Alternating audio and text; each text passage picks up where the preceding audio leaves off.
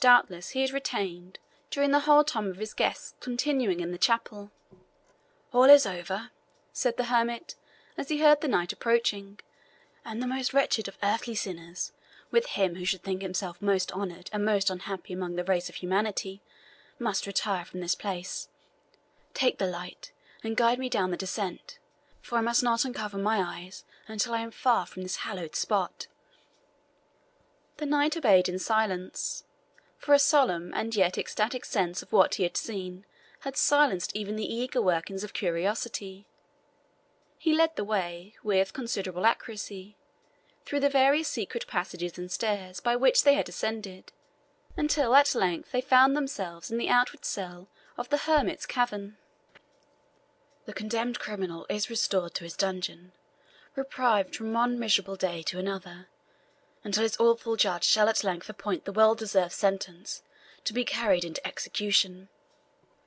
As the hermit spoke these words, he laid aside the veil with which his eyes had been bound, and looked at it with a suppressed and hollow sigh.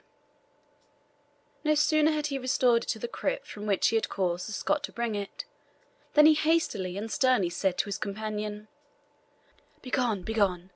To rest, to rest! You may sleep, you can sleep, I neither can nor may." Respecting the profound agitation with which this was spoken, the knight retired into the inner cell, but casting back his eye as he left the exterior grotto, he beheld the anchorite stripping his shoulders with frantic haste of their shaggy mantle, and ere he could shut the frail door which separated the two compartments of the cavern, he heard the clang of the scourge and the groans of the penitent under his self-inflicted penance. A cold shudder came over the knight as he reflected what could be the foulness of the sin, what the depth of the remorse, which, apparently, such severe penance could neither cleanse nor assuage.